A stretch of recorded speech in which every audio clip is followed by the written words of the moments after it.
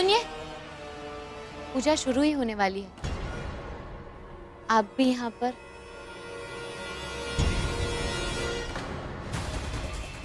सुनिए, आप रुकिए। रुको बेटा, इस तरह से पूजा को बीच में छोड़कर उठना अब शगुन होता है। पहले देवी की जान लेवेंगे या फिर हो सके है कि पूरे चौहान परिवार का नामो निशान ही मिटा देंगे। पता ना चले माजी सा, पर देवर साना बहुत ही गुस्से में निकले हैं। मारे को तो लगे है कि आज ना कुछ अनर्थ जरूर होवेगो। अब पूजा शुरू कीजिए पंडित जी।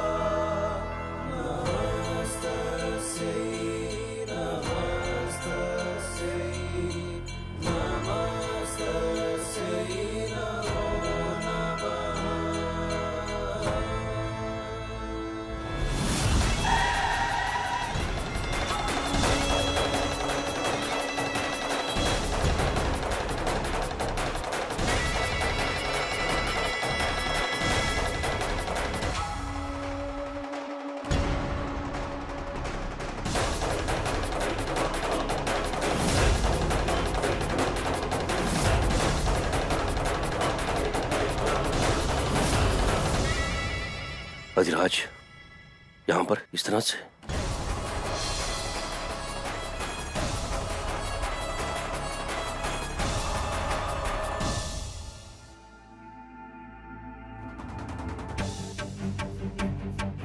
देवरानी सा, देवर साहब को सब पता लग गया और आप यहाँ बैठे हो।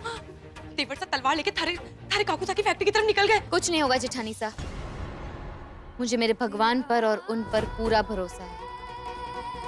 मेरी पूजा जरूर पूरी होगी और मेरी देवी माँ सब ठीक करेगी। मुझे विश्वास है। वो मुझसे चाहे जितनी भी नफरत करे, पर वो एक अच्छे बेटे है, ये मैं जानती हूँ। अब डरिए मत, सब ठीक होगा।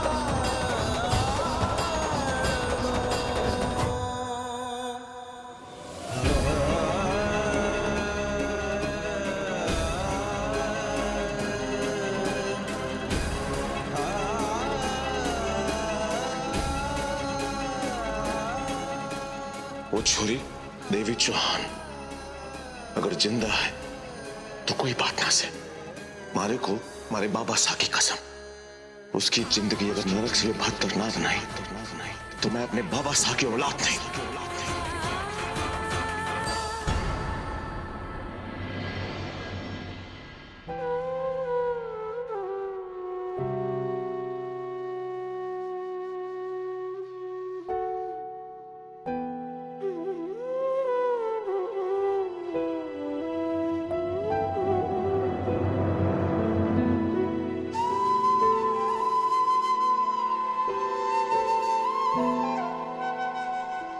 इंद्रजीत रजावत,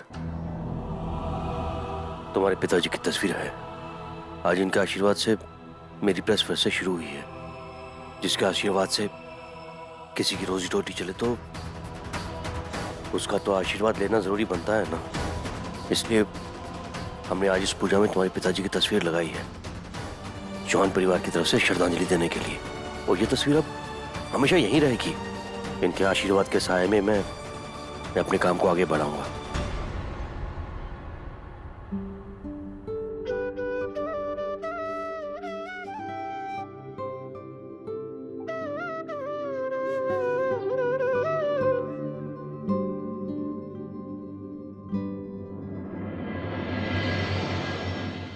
बेटी, दशहरे की पूजा और हवन तो संपन्न हो गया। माता रानी से प्रार्थना कर लो।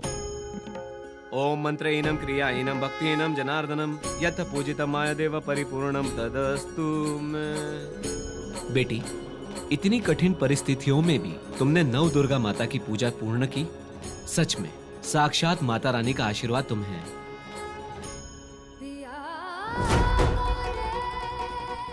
बेटी, इस प्रतिमा को अपने कमरे में सही स्थान पर स्थापित कर देना। उससे तुम्हें सदैव शक्ति प्राप्त होती रहेगी। अच्छा, अब हमें अनुमति दो। सौभाग्यवती भव।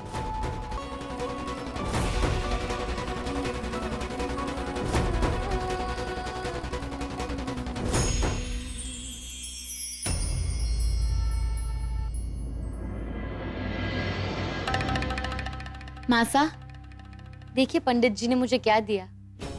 बड़ी पूजा करती फिर है ना, पर मारे को हमारे लाडे सर पे पूरा भरोसा है। वो अपनी माँ सा की हर खुशी जाने है। अब देखना मारा लाडे सर के करे है, थारे परिवार का के हर सर करे है।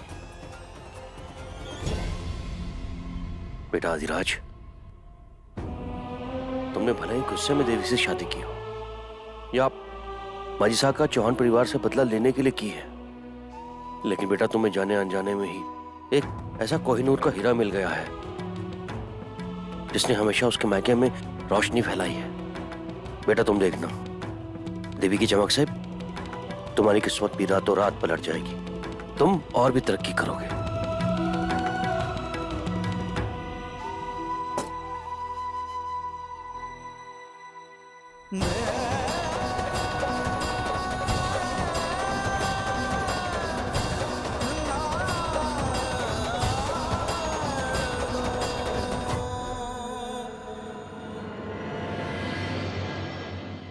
बहुत विश्वास का राग आला पे है ना तू। आज पता चलेगा असली विश्वास के होवे है। आपने ठीक कहा मासा, मुझे सच में पूरा विश्वास है अपनी देवी माँ पर। आज मैंने उनकी पूजा पूरी की है। मुझे पूरा विश्वास है कि अब देवी माँ मेरे मायके और मेरे ससुराल दोनों में से कहीं पर भी कुछ भी बुरा नहीं होने देगी।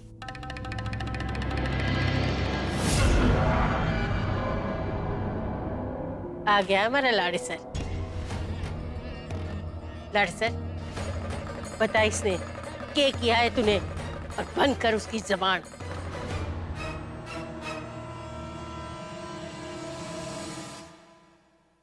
कुछ ना हुआ मासा, पर होगा। कल से प्रेस का काम शुरू हो जाएगा।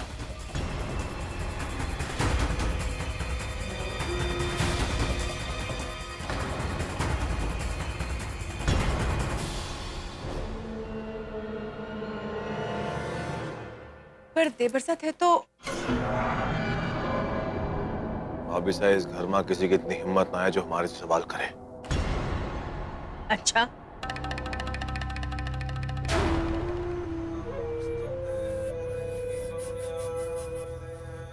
वैसे वो अब तू हमारे को मतलब समझावेगा।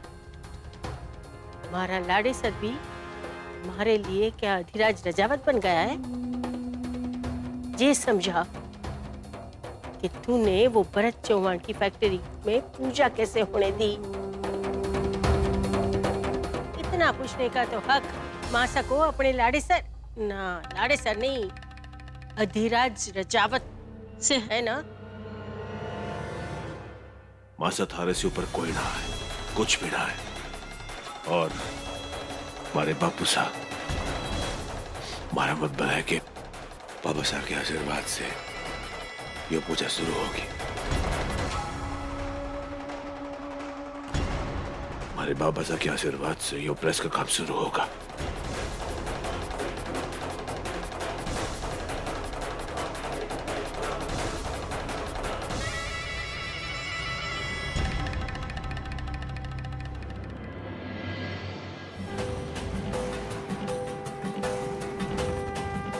जैसा मैंने कहा है वैसा ही करेंगे तो सब ठीक हो जाएगा।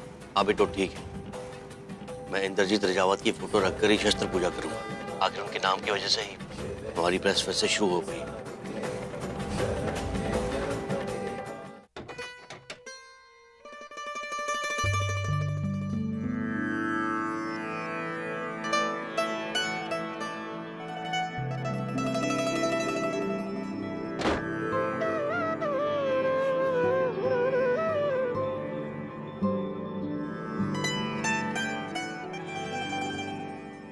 कितनी अजीब बात है ना माँ। अधिराज को आप पे, भगवान पे कोई विश्वास नहीं, और मेरे आप पर के इसी विश्वास की वजह से आज मेरे काकोसा की प्रेस बच गई। थैंक यू देवी माँ, मेरे और मेरे परिवार की मदद करने के लिए।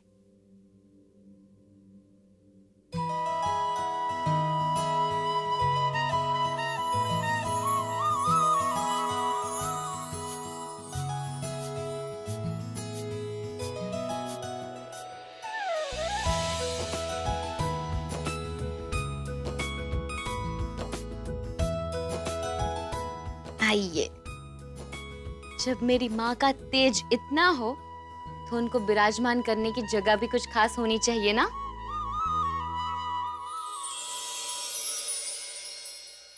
अभी आप इसी जगह से काम चला लो माँ। चौधाधिराज, ये मेरी देवी माँ है, इनको परेशान मत करना। हाँ,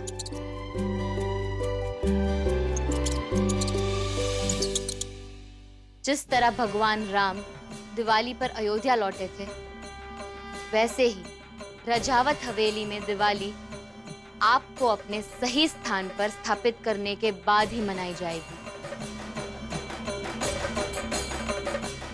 15 दिनों के अंदर आपको अधिराज रजावत के कमरे में आपके उचित स्थान पर स्थापित करके रहूंगी मैं। ये वादा है मेरा। अधिराज रजावत, बहुत हो गई नफरत की लड़ाई। अब देखना है विश्वास और अविश्वास की इस लड़ाई में जीत किसकी होती है।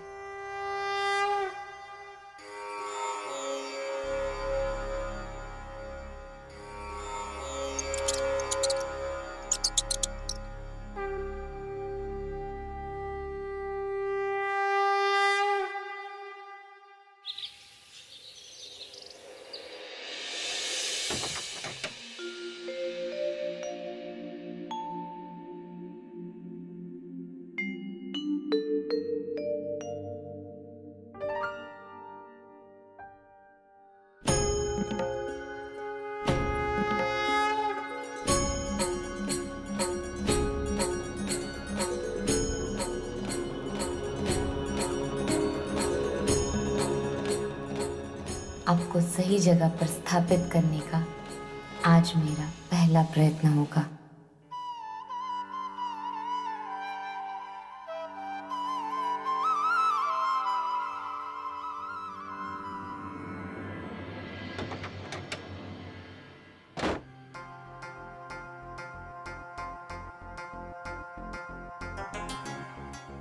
संभल कर देवी, किसी ने देख लिया ना तो रजावत हवेली में भयंकर भूचाल आ जाएगा।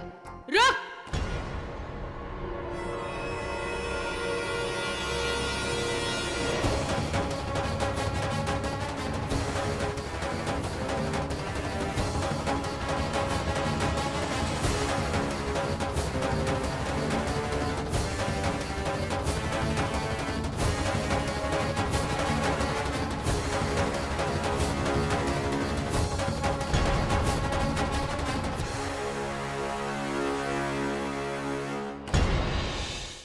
वो कह रहे हैं ना, विनाश के आगे बिन बजाने से कोई फायदा ना हो। तारे को बोला है कि वो कमरे में जाने की कोई जरूरत ना है, पर तारी मोटी बुद्धि में ये बात आवे ही नहीं। बस मौका देखे है हमारे लाड़े सर के कमरे में घुसने का। मासा, जो काम आपने दिया है वो एक नौकरानी मना तो नहीं कर सकती ना। मैं बस कपड़े धोने जा रही थी तो सोचा इनके कपड़े भी देख लूं और लगे हाथ सफाई भी कर लूं। कोई जरूरत ना है, घर में और नौकर हैं जो काम काज करे है। मासा, मुझे भी सेवा का मौका दीजिए ना आप सबकी। और वैसे भी मैं अपने सारे काम खुद ही करती हूँ। बड़ी आग लगी है थारे को ये कमरे की सफाई करने की। क्या बात है, थारे मन में चल क्या रहा है? आग में तब कर ही तो सोना कुंदन बनता है ना मासा।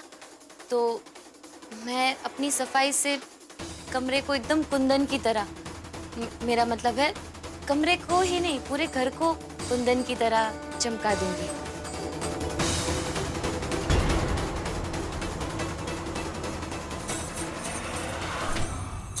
रुक छोरी,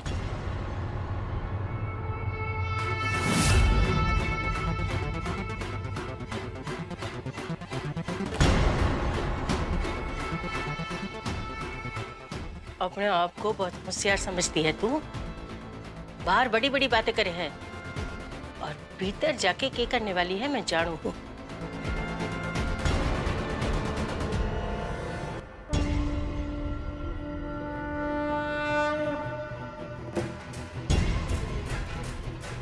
ये देवी माँ की मूर्ति हमारे लाड़े सर के कमरे में स्थापित करना चाहे तू?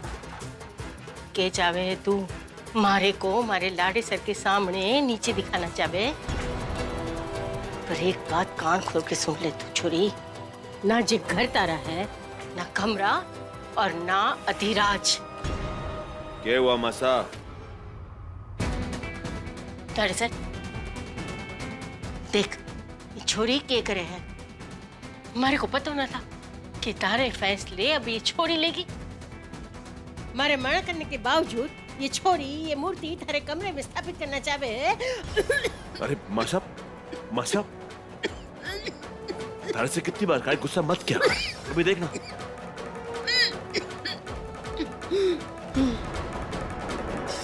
तो फिक्र ना कर मासा, अब वो छोरी को तुम्हारे हवाले करते हैं। मैं देखता हूँ क्या कर रहा है। तो अपनी सेहत का ध्यान रख।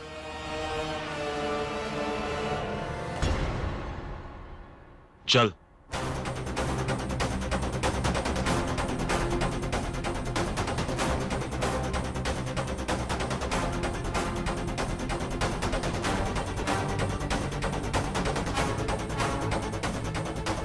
ये कहाँ ले जा रहे हैं मुझे?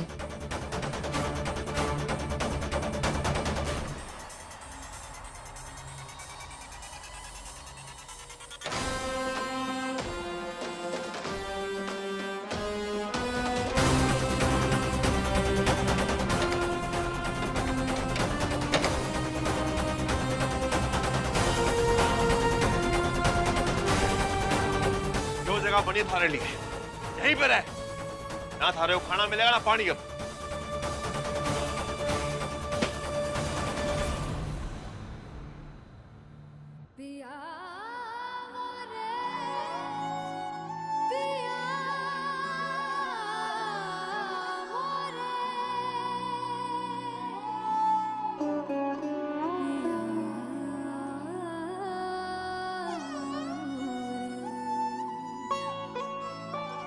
देवी माँ, मदद कीजिए। अब आप ही कोई रास्ता निकालिए जिससे मैं आपको आपके सही स्थान पर स्थापित कर सकूं।